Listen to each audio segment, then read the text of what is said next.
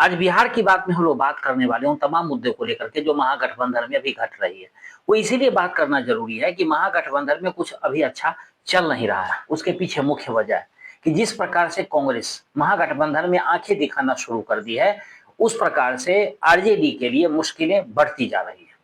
उसके पीछे मुख्य वजह है कांग्रेस, जिसको 2020 में 70 सीटें दी गई थी और इस बार बात हो रही थी कि कांग्रेस को 50 से 55 सीटें दी जाएगी, क्योंकि गठबंधन में और भी दल हैं। पिछले बार मुकेश सहनी नहीं थे, तो मुकेश सहनी को भी एडजस्ट करना है, क्योंकि मुकेश सहनी कसम खाए हुए हैं कि जो भी हो जाए डिप्टी सीएम का पद यही मिलेगा, तो इससे बेहतर जगह हो नहीं सकती है, क्योंकि एनडीए में तो उनको डिप्टी सीएम बनाएगा नहीं। तो इन चीजों को आप देख लीजिए।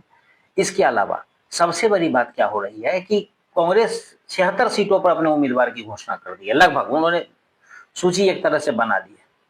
अब क्या होगा, तो जब सूची बन गई है और 55 सीटें मिलती है, आरजेडी 55 सीटें फाइनल करती है, तो 21 नेता फिर कहां से वो चुनाव उनको एडजस्ट किया जाएगा, वो तो फिर बाकी हो जाएंगे। एक ये बड़ी समस्या हो गई है।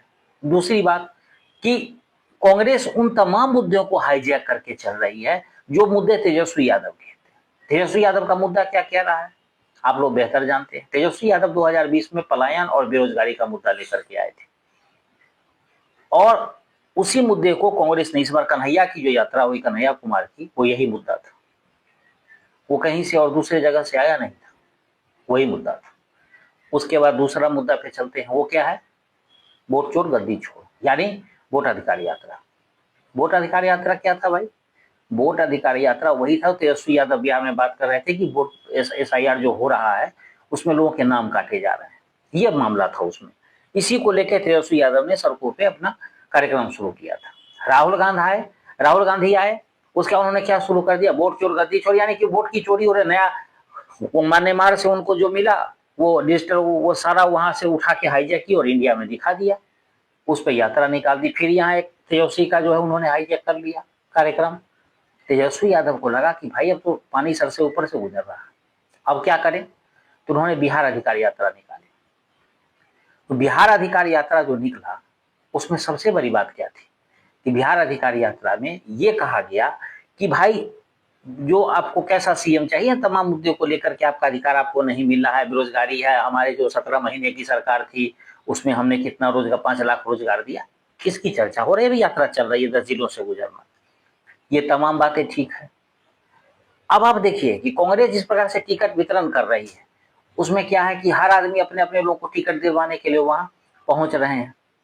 और ये कांग्रेस में जो 76 लोगों की सूची जारी हुई है, उसके पीछे कौन है आपको जानते हैं, कन्हैया कुमार पप्पू यादव, कृष्णा अल्लावर पीछे से इसमें खेल कर रहे हैं, राजेश राम तो स्टाम्प है, जहां लगा दो वही हो गया।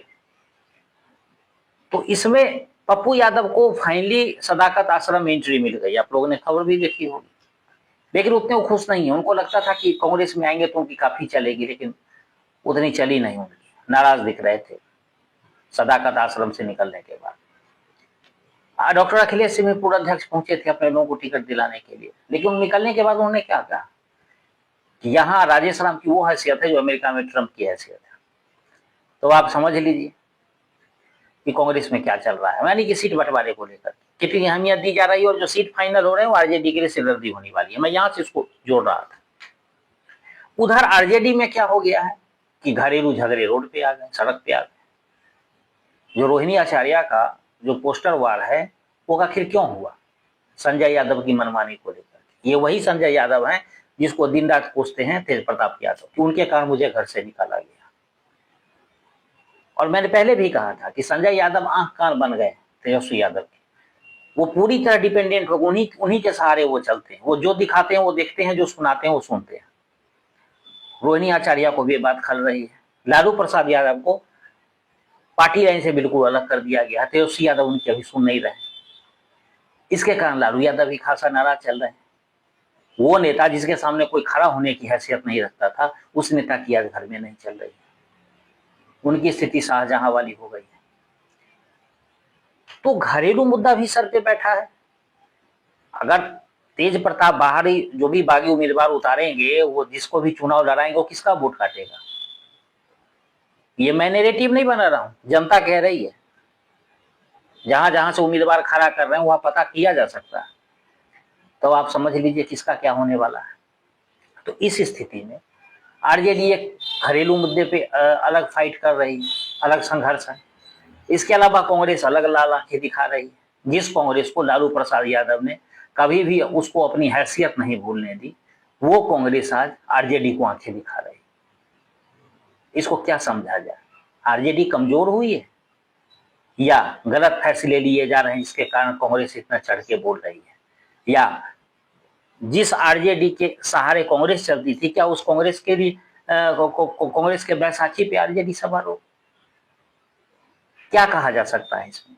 ये तमाम ऐसे सवालात हैं जो आरजेडी के लिए मुश्किल खड़ी कर रहा है। आरजेडी को इससे बाहर निकलना होगा। अगर आरजेडी से बाहर नहीं निकलती है तो फिर 2020 की पुनरावृत्ति होगी। उस समय तो सत्ता के पास जाते जाते रह गए थे, इस बार सत्ता से काफी दूरी बढ़ जाएगी, क्योंकि जो स्थिति बन गई है अभी आरजेडी के भीतर और कांग्रेस जिस प्रकार से उसका फायदा उठा रही है, ये नफा नुकसान कहीं ना कहीं कांग्रेस को, आरजेडी को उठाना पड़ेगा। नफा होता तो दिख नहीं रहा है, नुकसान की ज्यादा संभावना लग रही है। तो तेजस्वी यादव को जागना पड़ेगा। जिस कुंभकर्णी नींद में वो पड़े हुए हैं उससे उनको बाहर निकलना होगा और अपने पिताजी से लेकर के और भी पार्टी के कार्यकर्ताओं की बात सुननी चाहिए और उस पर अमल करना चाहिए।